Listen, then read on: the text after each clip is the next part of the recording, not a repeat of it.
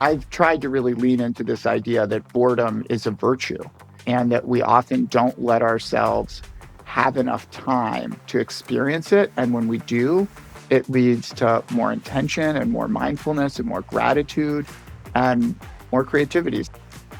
Welcome to Startup Dad, the podcast where we dive deep into the lives of dads who are also leaders in the world of startups and business. I'm your host, Adam Fishman. In today's episode, I'm joined by Zach Teutsch, founder of wealth advisory firm Values Added Financial. In addition to working at the Consumer Financial Protection Bureau, he's a lifelong financial coach, husband, and the father of two. We discussed how the concept of starting with the end in mind applies to parenting as well as product building, how to foster independence in your kids, why you can't change feelings and what to do about it, having some heuristics or shortcuts for parental decision-making, why boredom is a virtue, and some of his incredible relationship principles. This was an exceptional conversation with an amazing amount of depth and stories. If you like what you hear, please subscribe to Startup Dad on YouTube, Spotify, or Apple. Welcome, Zach Teutsch, to Startup Dad. Zach, it's a pleasure having you here with me today. Thanks for joining. Oh my God, thank you for having me. And Adam, I just want to say thank you so much for creating this podcast, because I feel like folks who are in startup land and business land, we get so much content about how to optimize click-throughs, but there's so little conversation about how to optimize the stuff that matters a lot more, which is our relationships with the people that we love and care about. And I'm so glad that you brought those two interests together in a way that puts the focus on the one that's really more important.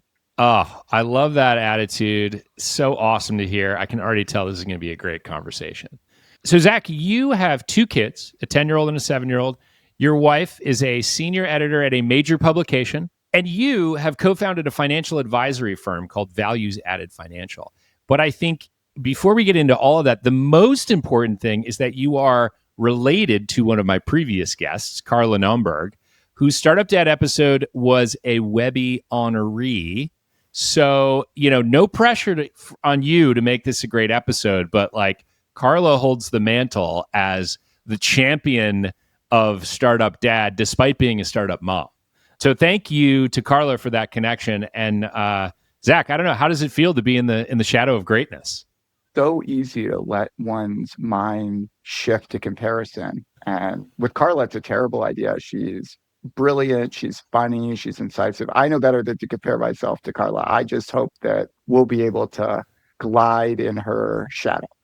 Love that. She walked so we could run. So Zach, as a financial advisor or a product leader like myself, one principle that we tend to adhere to is to start with the end in mind. We always talk about that when we're building a product. What's the end thing that we want and how do we get there? So I want to apply that to parenting in the beginning of our conversation. And I think that end for you is to have kids who are independent, emotionally connecting, just generally kind people. So I am curious, how do you get them there? I don't know, right? Because my kids are just 7 and 10. So I know a lot about how to get people to being independent and loving, interesting 7 and 10-year-olds. But like, I'm hoping we'll learn from other people about, the next phase. But I often think, just like you were saying, where do we want to get to? And so one of the things that I sometimes think about is, if they go to college, what are they going to be like when they go to college? And I'm not there to help them figure stuff out on a day-by-day basis. And if they want my advice, they're going to have to proactively reach out and ask for it. And if I want to be the kind of dad whose kids want his advice, what do I have to do now so that later that's true? And also, what do I have to do so that they don't feel like they always need my advice and they can be their own people? Because if, at the risk of being morbid, at some point I won't be there to give them advice. And so that's what I'm thinking ahead to. And I think a lot of us parents make a mistake, which is we don't give our kids enough space early enough. And we don't let them make meaningful mistakes because we're worried about the consequences. And some of it's very silly. When I was preparing to be a parent, I asked a lot of experienced parents whose kids I loved, what advice do you have for me? What should I read? What should I think about? One of the books that came up a lot was How to Talk So Kids Will Listen and Listen So Kids Will Talk. And it started by saying something pretty obvious, which is don't tell your kids how to feel. And I was like, oh, I would never do that. And then it explained, like, for instance, if you're in a movie theater and you say it's cold, put on your shirt, and the kid says, no, I'm not cold, don't tell them that they are. And I was like, oh, I've definitely done that.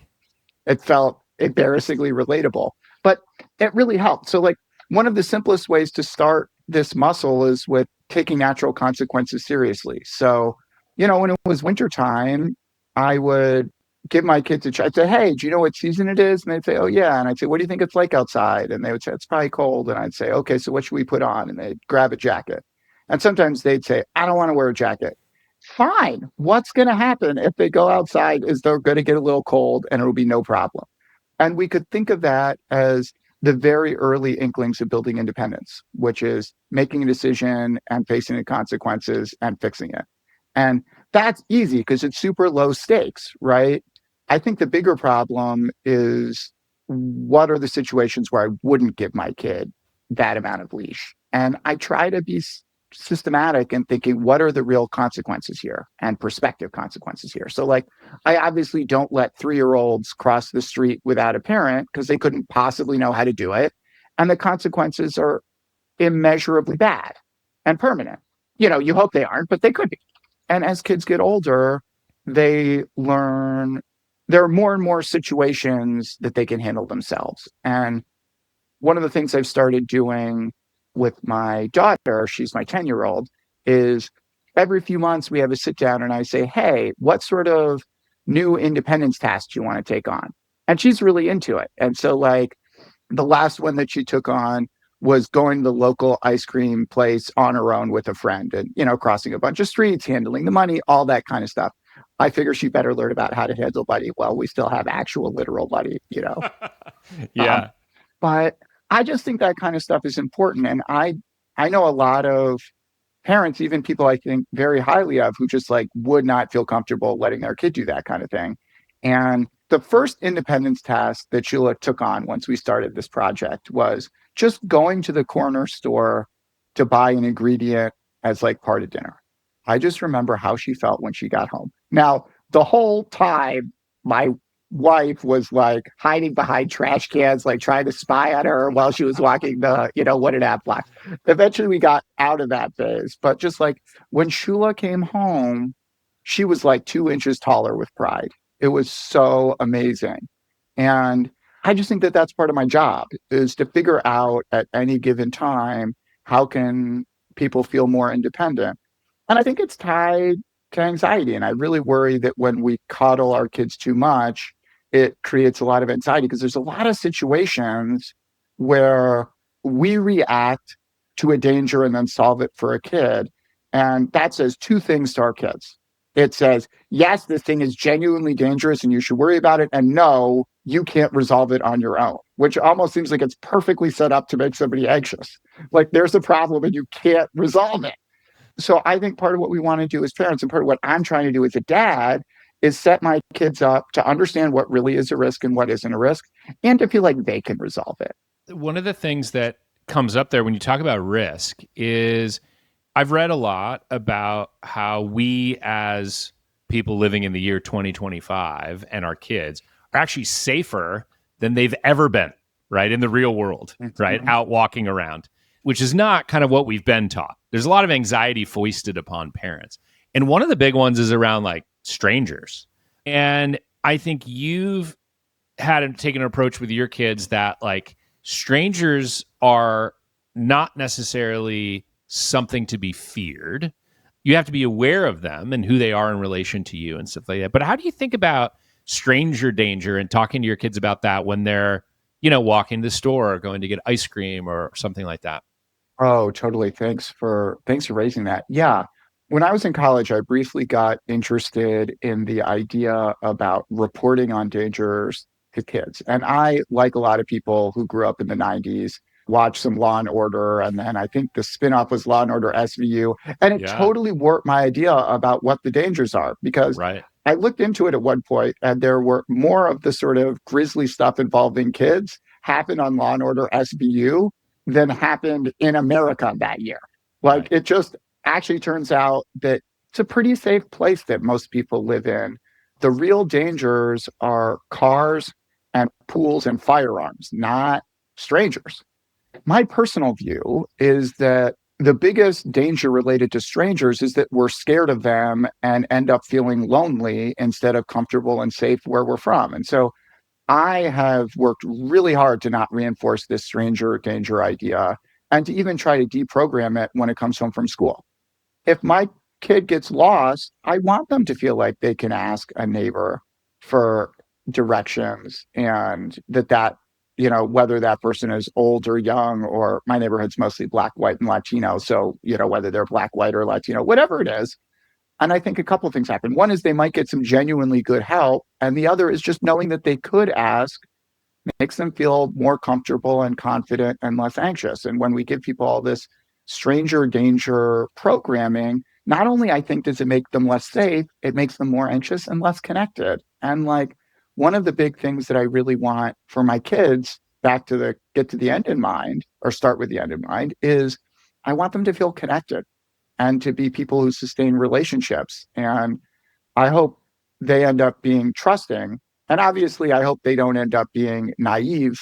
But I think there's more of a danger of being insufficiently trusting than over trusting based on, what I see around me. And the second kind of thing that you mentioned around that independence, let's say your daughter walking to the store or going to get ice cream, that involves money. And you mentioned like getting your kids comfortable with money before paper money's not a thing anymore. And also you were in the business of financial planning and talking to kids about, not kids necessarily, but talking to adults about planning and money. And you probably see a whole spectrum of people with different experience in dealing with and talking about and thinking about money. So what are you doing to help your kids become more independent and I guess just smarter about money and how much things cost and how the world works from a financial perspective? My day job is that I run a values aligned wealth management company. So we work with clients from sort of affluent people to extremely wealthy people. And it means that I do a fair amount of thinking in families where there will be multiple generations and multi-generation wealth transfer. And it's a really hard question for for somebody who has generational wealth to figure out, how do I set future generations up for success? And what does that look like? And so it definitely colors the way I think about my own kids. And when I'm thinking with a family that's going to do a multi-million dollar, multi-generation wealth transfer over time, one of the things I'm always thinking about is what can we do to prepare the inheriting generation for the options that they're going to have in their life? And one thing that is a common practice is that money just gets walled off until people are 40 or something like that. Right. And like, it's a really hard thing to adjust to all of a sudden getting a huge amount of money when you're 40. And what I generally advise is to almost everybody, whenever they first get access to money, does some stupid things and makes some big mistakes. I imagine most of the listeners have made some purchases they regret or found something that made them feel really good and did that too many times until it wasn't making them feel good anymore. I think it's really important to let people make those mistakes when the stakes are low enough that they can recover. It gets a little bit back to the risk point we were talking about with like physical safety. It's also a financial analog here, which is, if somebody gets $10,000 when they're 18, they may make a lot of mistakes, but that's only a very small percentage of what they'll eventually have financially in their life to manage if they're, successful in a Western country. So how do we get kids access to the amounts of money where they can make enough mistakes that they're consequential and they learn from them, but not so much that it's irreversible? And so I think the key thing is I give my kids a fair amount of money. What do you mean a fair amount of money? We give them the amount of money in their allowance each week that's the grade that they are in school. Oh, I love that. Yeah. My first grader gets $1 a week for himself and $1 a week to allocate to a charitable purpose, because we're really invested in the idea that we also want to teach our kids that like it's not just enough to be focused on yourself. You have to focus on your community and the world and doing good there. So we want to start that early too. So he's about to get to second grade, so it'll go up to $2, that'll be the biggest percentage increase he ever experiences in that system. No, look, then if they do a lemonade stand, we add it to. I keep a running tally, which is like sort of like the Zach version of a public blockchain. Like I just have a Google sheet that automatically adds their allowance every week and then has the debits and credits clearly listed. Mm-hmm. So if they want to take money out or put money in, and it's, they get a read-only copy and I get the edit copy. So it's very transparent. And then when they make decisions, I try to only ask them about their decisions and not tell them what to do. I'm willing to add more contextual information. Like the other day, we were in an airport and my son had just had a successful lemonade stand experience. So he had money to burn and he saw some stuff at one of the concessions in the airport. And he's like, I want to buy this. And I was like, oh, did you know that airports are actually an unusually expensive place to buy things? And he said, oh, he didn't know about that. And I said, would he like to do some research with me? And he really did. So I just got out my phone and, checked what the price was on Amazon. And he was astounded at the difference. And I'm like, oh, man, he learned the lesson. I didn't tell him what to do. And I said, so is it important enough that you want it now? Or like, should we order it so it'll be at home later? And now I accidentally taught him that, he should do business with Jeff Bezos, which maybe wasn't the best lesson.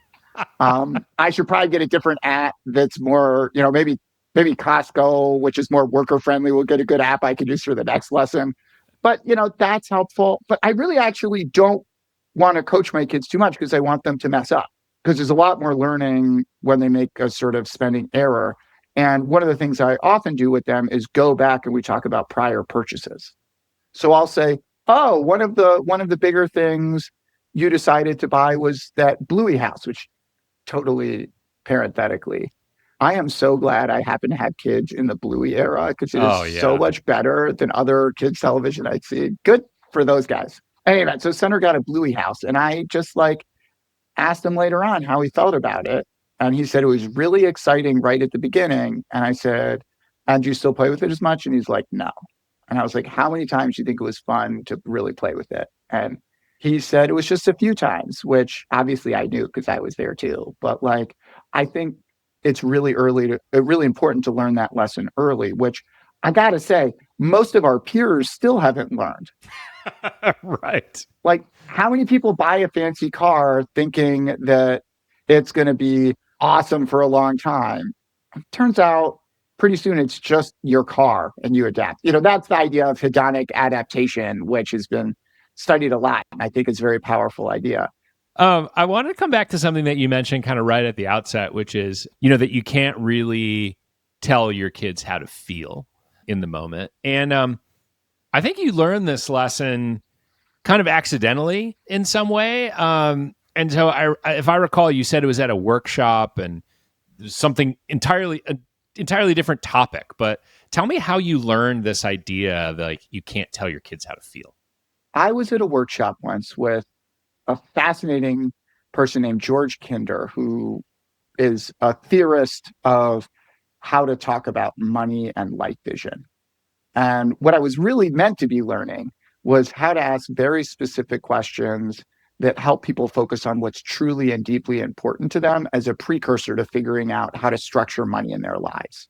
And I really did learn that, and it's great, and I've been doing it ever since. But he said, as a sort of aside, that ideas are synaptic. They come from parts of our brain electrically firing via synapses. So they can change very quickly. You can have a thought, you can change your mind, the thought can change. But feelings don't work like that. There's a impetus in the world, something happens, and then your brain processes the information, and then it starts a chemical flow with the right chemical that leads us to a particular feeling. It might be adrenaline or dopamine or whatever it is. And then it has to move through our body to the various receptors. Then the receptors receive it. Then we sort of have the experience of that feeling.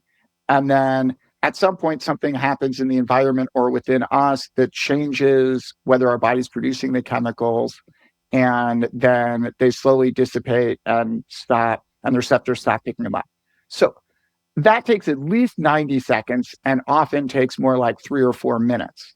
And so early on, as a parent, I sort of knew that I wasn't supposed to try to convince my kids to feel a different way and it wouldn't work because like feelings are not rational. So you can't like, it doesn't really work, as I'm sure you've learned and I learned, and most dads and parents of all genders learn that like trying to talk somebody into feeling some way just doesn't really work that well.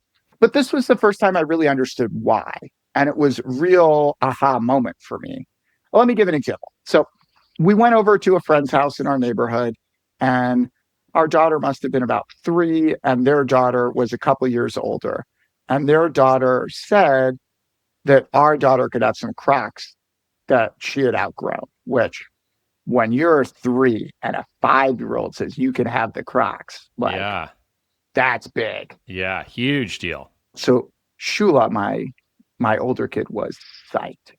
But it came the end of the night, and the older kid decided that she changed her mind, basically. And Shula did not get the cracks, and she was devastated.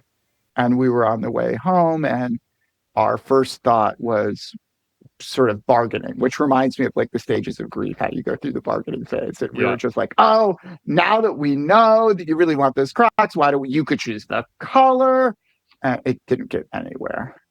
And then after about another minute, I tried the thing that feels very unintuitive from how to talk so kids will listen, which is just describe what happened and their feelings. And I was like, Sheila, it seems like you're really upset. She's like, yeah. I was carrying her at the time. It was very sweet. And I said, are you upset because the crack thing was so unfair? And she's like, between sobs, I could just make out yes. And I was like, it was because she said you could have those cracks. And then she said you couldn't. And she's like, yeah. And she was like, kind of like preaching along. Yeah. And I was like, and she said she would, and then she didn't. And that's really messed up. And she's like, yeah. And then we were like, had gotten on the same team, and enough minutes had passed that the feelings were starting to ebb. And I was like, man, that makes me upset. And she's like, you. And then she just like completely stopped. And she's like, wait, you're upset? She was just confused. And I'm like, yeah, it really sucks to see something that unfair happen, especially to somebody you love. And as we were walking, she plucked a leaf off a bush and she handed it to me. And she said, here, this can help you feel better. Oh. I was just like, wow. Now, in retrospect, I probably shouldn't have put my feelings into the frame because really what mattered there was her feelings, not my feelings. But like, instead of just like talking about that, we would get the crocks, processing through the injustice of it all. Like, that's a pretty small injustice in the scale of injustices in the world. But like, relating to it is an upsetting thing, and just collectively learning that you can have a bad thing happen and acknowledge it and get over it, without a solution. I mean, I feel like me, and I've never seen dad on this, but I suspect this is pretty broadly true of dads. Like, we want to solve problems. If we see a problem, the problem is not, oh, why don't you just feel so bad about it that you move on? Like, that's not my instinct about the solution I want to a problem. I want to fix it. I think there's a really important lesson that we can't teach somebody else how to self-manage their emotions, except for by giving them the space and support to self-manage their emotions. And like, back to the sort of core idea, if we want people to be fully independent, it's not just about administrative function. It also has to be about emotional function and self-awareness and self-regulation. And I think that gets back to very early. Like, I realized this for the first time when we were those sort of vicious, cruel kinds of parents who do sleep training. And I realized if I'm soothing my kid, I'm not teaching them to self-soothe. And the only way to teach them to self-soothe is give them the space to do it. And like, it took a lot of practice, and I'm still honestly have to really work at it, which is to give my kids enough space to make their own mistakes and make their own successes, and to the extent possible, manage some of their own emotions. Because I really just have such a strong instinct to try to do it for them, but that's going to set them back on their path to getting to the end. It's not going to give them that independence, that ability to figure it out a little bit on their own, especially like you said, while the stakes are so much lower. Managing your emotions when you're 4 or 5, the stakes are a lot lower than when you're 25 or 35 and you're pissed off at your boss or something like that. So yeah, I love that. I wanted to stay on this topic of emotions and feelings because a lot of dads aren't good at having this conversation, and they're not good at talking about the feelings that come along with becoming a dad. Like you even mentioned, stuff is not intuitive to most of us. You have to work really hard at it. What are some of the feelings that came along for you when you became a dad for the first or even the second time? What emotions came up for you? I don't know that what came up for me will be universal, but to a large extent, it will be. Like, I have never been so needed in my life as I was by this newborn baby who, but for me and Becca, would not survive. I've never had such a high stakes assignment. You know, when I was a camp counselor, like that was important. But if I just like left, this would have been okay. But it's like was really not true when I was caring for a baby. You know, I was also exhausted because I felt just like so accountable and needed. But I think the thing that was so meaningful and beautiful about it was how fulfilling it was to be that needed and have it work. But, you know, the downside was so closely tied up with the upside, which is, you know, I really did have to get out of bed and feed a baby or it wouldn't survive. Like I would have really been very happy to roll back over at 2:30 in the morning and go to sleep. But of course, if you're going to be a serious dad, it's not an option. Yeah. Because things with becoming a dad aren't always that intuitive. You know, we talked about this from, your work around talking to kids about feelings and emotion. If you had to talk to other dads, you could rewind the clock to the time even before you had your first kid and you bumped into younger Zach. What advice, maybe non-intuitive advice, would you give the younger version of yourself? I think my number one piece of advice is just like there's so much path dependence to how parenting stuff gets split up. Master something early, make it your thing, take accountability for the things that grow out of it. And there's just going to be some things that just aren't really accessible to dads. Like, or I should say, if you're a male dad married to a female mom, which Yeah. is, I feel like the most common audience Yeah. here, like, there's some things that just aren't accessible to us. Like, you know, my wife breastfed our kids. I was not going to be the guy that could breastfeed the kids, obviously. So, like, Science still hasn't found a way yet. yeah, that was just like not on my list of things that were available. So I had to like be a little bit more creative to find some things where I could be the guy. And I feel like some dads master being the bath guy or being the diapers guy or being the I'm in charge of the food and making sure we always have the right amount. Figure out what your thing is going to be. And like a lot of the stuff is sort of very hands on. I feel like this was probably true for you. It was true for me in my professional life. I was like running national programs in some hot, fairly sophisticated way. That felt very different from, oh, you're the guy who has to wipe shit out of a butt and like, so like, Yeah. don't even for a second accept that it might be beneath you. Because once Right. you start acknowledging that idea, it will not leave. So just like embrace the fact that it's really different from the sort of kinds of work you do that is uniquely like this is deeply human. It is not your highest and best use from a business standpoint, but it probably is your highest and best use from a connection family standpoint. And just like be okay with that. Because it's discordant. I think, especially for a lot of the dads who are listening to this podcast who are fairly senior product leaders or tech leaders or startup leaders of other sorts.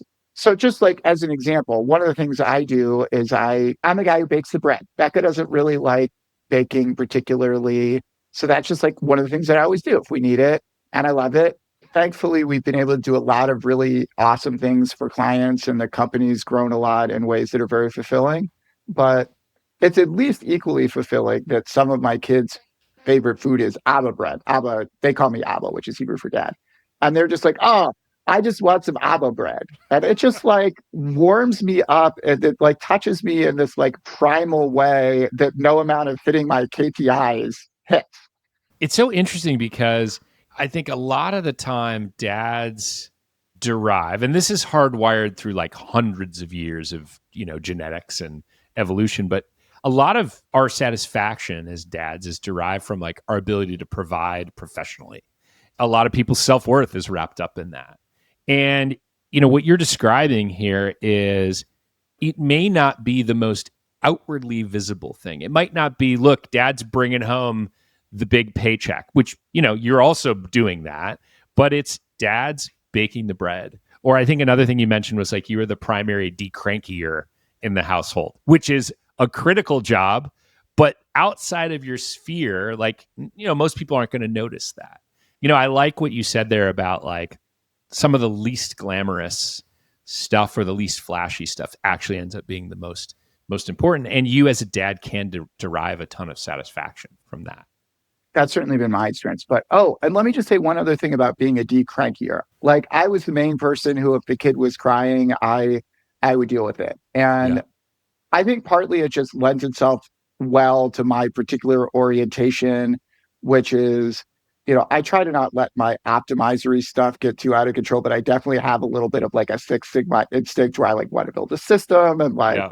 I just like develop my checklist and I'm like, okay, I'm going to do the things in this. So I was like pretty good at it, but also there's a biological aspect here too, which is that there's a lot of research that shows that, and let me just say, I'm going to just say men and women because it feels more colloquial, but of course, some men are not males and, Sure. Yeah. whatever. Anyway, women have or tend to be much more affected by babies crying because of how evolution works. So dads actually are just often less negatively affected by some of the crying stuff, which means being the decrankier is like a household efficient job for a dad to have. I don't know that all dads know that, but if you're thinking about becoming a dad out there, be the decrankier. It'll be great.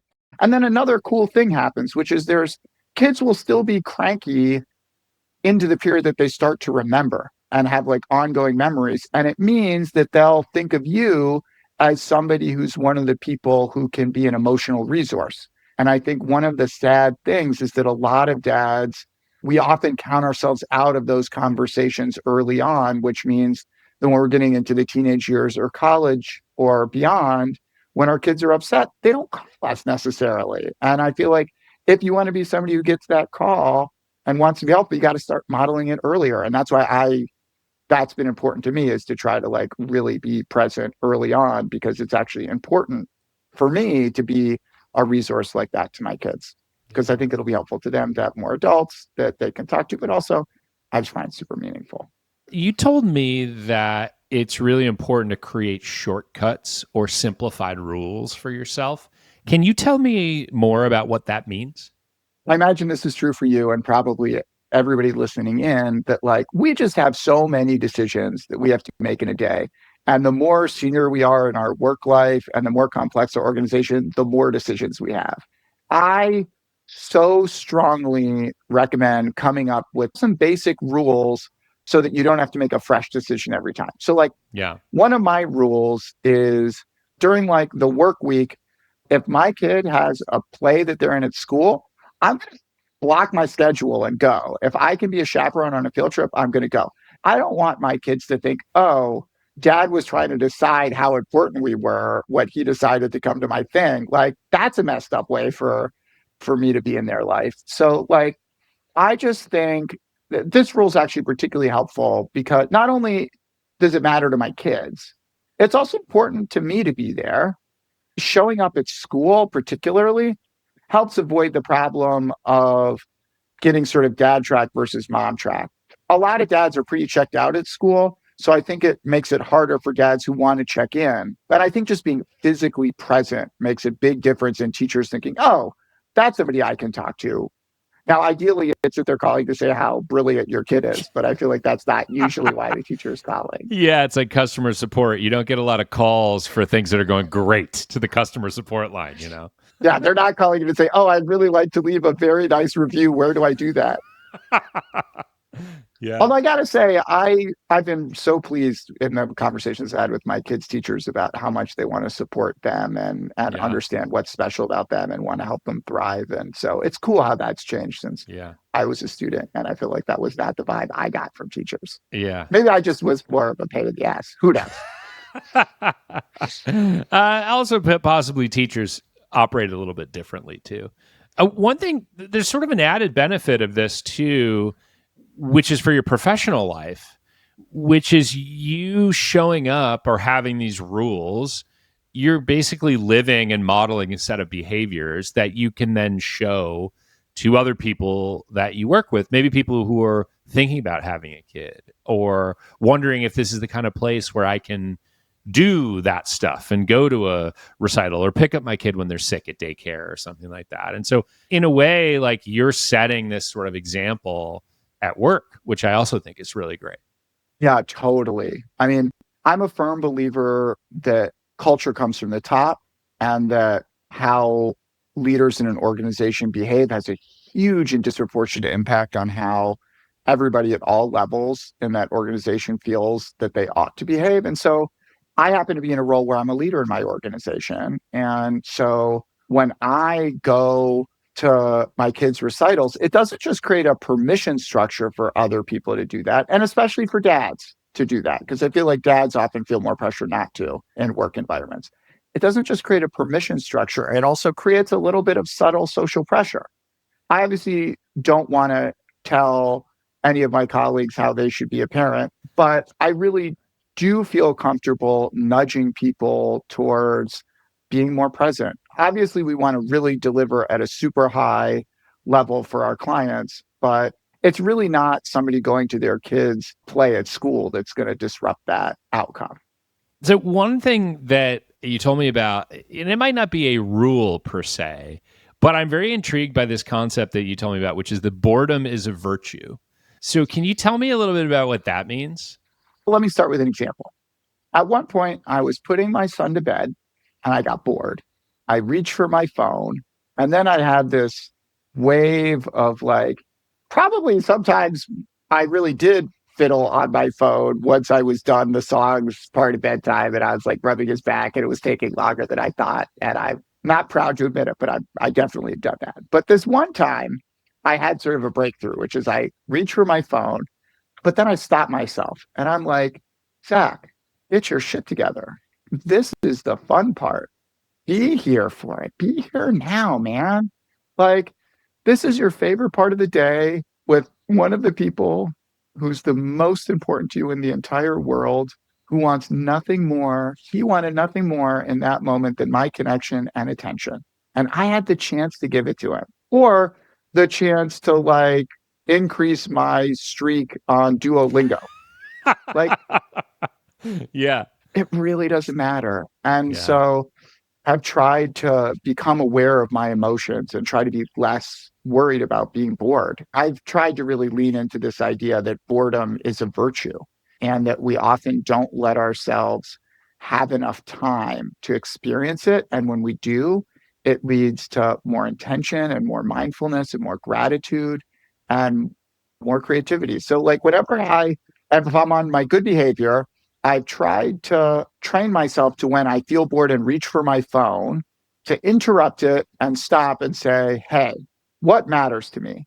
How could I switch to being grateful in this moment instead of being phone addicted in this moment? And I would say some amount of the time it works and some amount of the time it doesn't work because we're all human and God, are those things addictive.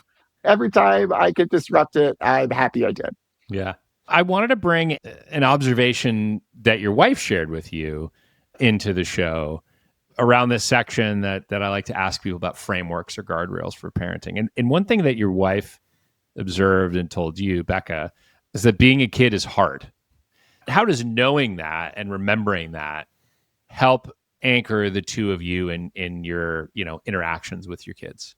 Becca is such a wise and incredible, caring, and skilled parent. I just feel so lucky that I get to parent with her. And one of the examples of her empathy is that she's really good at remembering that it's tough to be a kid, which for a lot of us, it's a long time ago, and it's hard to really remember what's hard about it. There's a couple things that I think are particularly hard for a lot of kids. I mean, every kid has different things that are hard for them, but I think there's some consistent patterns. And I think one of the things that's tough, especially for little kids, is that they have no control at all. Like, Adam, imagine a world where somebody else decided when you would eat, when you would go to the bathroom, what activity you would do, when you would switch activities. How would you feel about it? Like, one of the things that it's easy to lose track of as an adult is just at least in my life, how much agency I have about how I spend my time and what clothes I wear or what food I eat or which people I spend time with at a higher level. So when I can give my kids choices about any of those things, I try to. But that can lead to some other problems. Like if people don't have a choice, they often then don't have regret. So when you have choice, then you have the problem of regret. And then when you have choice, you could have too many choices. I think as a growth and product person, it will be extremely intuitive to you that you have to be really careful about decision architecture and like how many pricing options should somebody have and how many service options. If there's too Yeah. many, people often don't make any decision. And if there's too few, it might not properly suit them. And, you know, there's an optimization problem there. Oh, we just have a lot more data when it's like a SaaS software pricing problem than when it's parenting. But it's Yeah. basically the same problem. I wanted to come back to, we talked about kind of modeling things for employees, or that your rules and sort of shortcuts have been helpful for also how you conduct yourself professionally and demonstrate what you care about culturally at your company. I'm also curious if there are any other parallels you have between how you've handled parenting and how that's maybe evolved your management or your leadership style, what you've learned that like where that Venn diagram really overlaps. I basically do two things professionally. One is build organizations, help colleagues kick butt. And the other is work directly with clients and help them get momentum and traction in their lives, broadly speaking. And, you know, obviously money is our tool. And I think in both those contexts, I've had to really work hard to overcome my, and I think a lot of people's instincts towards, well, you were talking about it before with customer service. I think most people talk to people about problems or things that we see with clients or colleagues that they should be doing better. My experience is that's really opposite. And we get the most benefit from focusing on the things that are going well and helping psych people up to do more of the things they're the best at. And that's true with my kids, and it's true with my spouse, and it's true with my clients and colleagues. Thank God that positivity works better than negativity for behavior change, Yeah. because then we don't have to choose. Because not only does it work better, it feels better. You get to be a good guy. It's important to be positive, not just because I'll feel better and Becca will feel better and vice versa when she's positive with me, but just like we're setting our kids up to have more positive instead of more toxic relationships. That is actually a great segue to one of my last questions that I have for you, which is you have a bunch of what I would describe as relationship principles with me. You shared a bunch of those with me. And I was hoping we could go through some of those relationship principles. And this is primarily about you and Becca. I think there's like four of them, but I wanted to start with the 60-60 principle. A lot of people try to split the work 50-50, or a lot of dads are like, okay, I'm like not an asshole. I'll do my half. The problem is half of what? Because only some of the work is visible to me. The stuff that I do or don't do is visible to me. Becca does a lot of stuff that I didn't even know was a problem, and I don't even know that she solved it. And likewise, I do a lot of work that's completely invisible to her. So if I only do half of what I'm aware of, that's not half of the work, because some of it, of course, is invisible to me. So, like, if I really want to do half, I have to do more than half of what's visible to me. To simplify, I just said we each should do 60%, or Becca and I thought we should each do 60% of what we're aware of. And so we call that splitting the work evenly at 60-60. Yeah, I love that. And it sounds like a pretty reasonable approach, which is actually, good segue again, the second principle that you have, which is my partner is a reasonable person. Tell me about that reasonable person principle. So I don't think anybody should get married to anybody that they don't feel this principle applies to. And I got really lucky that my partner is just an exceptionally thoughtful and reasonable person. What I've come to is this idea that nobody is ever overreacting. And it's this overreaction is a stupid framework. Everybody is reacting to the way that makes sense if you're aware of the full range of what they're reacting to. And so if somebody's overreacting, from my perspective, I've tried to train myself to be curious, to instead of ask the question, why is this person being crazy? Ask myself the question, what explains how this person is feeling? What don't I know that will help me understand? Sometimes something that doesn't seem like a big deal to me because of the family context that I grew up in happens to be something that touches Becca differently because of the family context she grew up in. Every family is different. Sometimes you accidentally do something in a way that somebody's father or grandfather or uncle did that was part of a damaging relationship. And her reaction says, I really don't want that aspect of this relationship that was very bad for other reasons. So like this particular instance might be totally banal, but like it touches a nerve because of this other thing that I just didn't know about until I asked. So like I try to like get curious. Yeah. Sometimes it's just that we're hungry. And if we just like had the same conversation, but we weren't hungry or weren't tired, it would go a lot better. Right. If you had some Abba bread, for example, before. There you go. That actually is related to your third principle, which is this idea of not being a mind reader. So tell me about the not a mind reader principle, because it's very related to the your partner is a reasonable person principle. This principle particularly helps me because I'm a particularly poor mind reader. Each of us is responsible for our own introspection about our wants and needs and a clear communication about that to our partner. And then our partner is responsible to do their best to make it happen. So like if I say, hey, Becca, what would you like to do for our anniversary? And she like tells me a thing that she's excited about. And then we do the thing and it actually sucks. It's not my fault. Right. Right. Like, yeah. It's not really her fault either, but she just like shouldn't be mad at me about it. And likewise, if she asks me a thing, I tell her what I want and it doesn't turn out to be what I wanted. That's on me, not her. Okay. Your last principle, I really like this one. And it's so simple and straightforward. It's the toothpaste principle. Tell me about the toothpaste principle. My parents used to fight about toothpaste.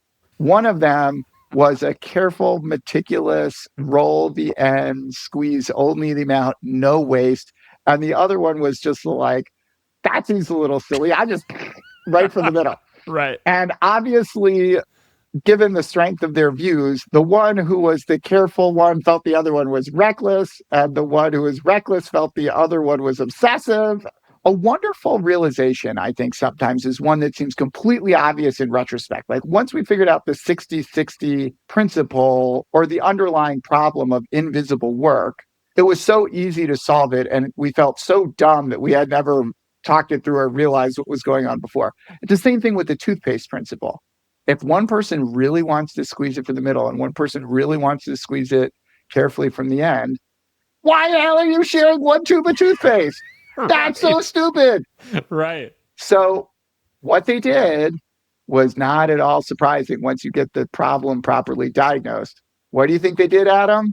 I'm guessing they bought a second tube of toothpaste. Ding, ding, ding. That's right. So the principle is when people don't have the same instinct about how to do something, we should take a second and ask, is this a 2 tubes of toothpaste problem? Do we need to be collaborating about this? Like if Becca and I had different views about what kind of car our family ought to have, we only have one parking spot and we live in the city. Like that's not a 2 tubes of toothpaste problem, but lots of things are. And like eventually you were going to run out of toothpaste and have to buy more anyway. There's really no meaningful consequence to having 2 rather than 1. So just like what we try to do is be conscious about, is this a 1 tube problem or a 2 tubes problem? Oh, love that.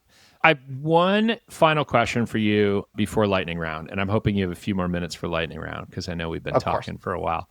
Usually I talk to technology founders and technology leaders on this podcast. And so I have an AI section that I call it AI Corner. And I like to ask them a question about AI because that is a thing that is on everybody's minds in technology, right? Oh, yeah. But your situation is a little different, except I think it's still really interesting and relevant here. So you lead a financial planning firm and a wealth management firm. Your wife is an editor. So she's writing, she's providing feedback. And AI is, for better or for worse, kind of injecting itself into both of those professions, I think.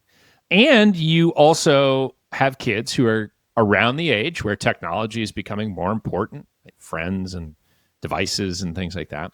And I'm just very curious if you're having any discussions about AI in your household and how you've been talking to your kids about it. We have not talked much with our kids about it yet, although this is a good reminder that we probably should develop a company line about how we're thinking about that. We're both see the promise and also have some skepticism about it. I mean, I think editors are almost universally skeptical of certain aspects of AI. And AI actually gives a lot of financial advice, and some of it's even pretty good. I mean, we use AI note takers and note summary tools at work, and it's actually a big force multiplier. And we did an experiment where we had people and AI note take the same meetings, and we couldn't tell the difference. And if anything, maybe the AI was a little bit better, which was embarrassing as one of the human participants in the study. But we still, we really have to look at it carefully because it sometimes makes some like crazy goof ups, even as they're rolling out better models. But like, we don't use it for actual financial planning stuff yet. But I'm sure that within the next few years, it's going to be dramatically better than it is now. And presumably somebody will train it on the right data set and it'll get much better at the nuances and it'll be able to do phenomenal financial planning work. So then there's sort of an interesting question about, will it be able to help motivate people to make change in their own lives? And will AI agents be able to do the implementation effectively? And how will our profession change or not change? Because so much of what we do is help people figure out what's important to them and be implementers as well as co-decision makers. I use Claude to solve lots of problems, but I have a strong tendency to use it to identify original sources, which I then process myself. And rather than try to interpret the primary sources, particularly in my field and adjacent fields, like I would just really rather read a paper about hedonics or savings behavioral finance thing. I just like don't trust it to be able to draw the same conclusions I can yet. Right. But I don't doubt that it's coming. And at some point, probably over the next couple of years, you probably will develop an opinion on how to talk to your kids about it, or maybe they'll force that issue, right? You never know. Maybe I'll ask Claude how I should talk to my kids about it. It might have some takes on that. Well, I'm almost sure it will. Whether or not they'll be good, to be determined. But okay, Zach, before lightning round, how can people follow along or be helpful to you in any way? Anybody who wants can follow me over at Blue Sky. I'm at Teutsch, Zteutsch. My professional work is in financial advice, although the significant majority of people who reach out, we actually refer to other advisors who we think will be a better fit for one reason or another. So if anybody ever wants my help figuring out whether we're the right fit or somebody else would be the right fit, they can always email me. And that's just zach@valuesadded.com. Awesome. I will send people your way and I will link to those things in the show notes. Thanks, Adam. Lightning round. Here we go. Lightning round is very simple. I ask a question, you say the first thing that comes to mind, and we move on. It's a judgment-free zone. And I've heard just about every answer under the sun. So I can't wait for yours. Are you ready, sir? I'm ready. Let's do it, Adam. What is the most indispensable parenting product you've ever purchased? Oh my God, that's easy. It's melatonin. It costs less than 50 cents a dose. What is the most useless parenting product you've ever purchased?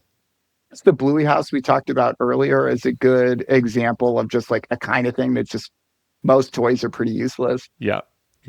What is the weirdest thing that you've ever found in one of your kids' pockets or in the washing machine? One of my kids is in a sticky hand phase. So we find an extraordinarily wide variety of disgusting, dirty, sticky hands and random crap stuck to them. Oh my. Yeah, I think I had a parent one time tell me that they found slime in a kid's pocket or something. They had made slime. Oh no. Okay, true or false? There's only one correct way to load the dishwasher. Oh, that's false. I can't understand how other people's crazy bananas ways work, but if they work, they work. Awesome. What is your signature dad superpower? Talking things through with my kids. So, for instance, I generated this new shtick earlier this year called Aphorism of the Week, where I just come up with some topical, wise phrase and I share it with the kids. Like, for instance, the last one we did was comparison is the thief of joy. So we start by just parsing it. What are the words? What do they mean? Then we decode it. What's its relevance? How might it apply to your life? Then we reiterate it. And then it tends to come up a lot. So one of my kids was upset about something that her friend had and she didn't have. And I was like, oh, Shula, what am I going to say about this? And she just rolled her eyes and goes, comparison is the thief of joy. I nailed it. Awesome. Which gets us back to the keeping the end in mind. Now she knows. Yeah. Love that. Okay. What is the crazier block of time in your house? 6 a.m. to 8 a.m. or 6 p.m. to 8 p.m.? Oh, for sure. The morning one. Morning. Okay. The ideal day with your kids involves what one activity? Biking. Our kids are super into biking these days, and we love doing it as a family. Awesome. What is the funniest thing that one of your kids has ever said in public? Someone asked Shula if she knew what her dad's name was. And she said, yeah, his name is Zach, unless he's lost at Costco, in which case it's Zach. I love that. How many dad jokes do you tell on average each day? I'm embarrassed to say, but I think I'm probably just under one. Although one of the things that makes me really happy is my kids have started. Shula likes to ask people where dads store their jokes. Do you know the answer? And where is that? No. That's in a database. That's a good one. I love that. Kudos to Shula on that one. What is your favorite kids movie? I genuinely like Bluey, and I love how, I mean, maybe it's an unreasonable standard for being a dad, but it's so relatable, and they have such an easy time losing track of what's important. And then whenever they like slow down to like indulge and be in the moment with their kids, it's so special. And it's just like a great reminder to do that. And I also really like the episode where they're obviously hungover. Awesome. What nostalgic movie can you just not wait to force your kids to watch? We keep a list of this at it. We have like a 40-item long list right now. It's just in a Google Keep note that we share. And whenever we come up with a new one, we add it. The one that it's actually one of Becca's favorite movies from when she was little that we're trying to figure out when it's age appropriate. It's My Cousin Vinny. Oh, it's going to be so good. Yes. A classic. Okay, two more for you. What is the worst experience you ever had assembling a kid's toy or a piece of furniture?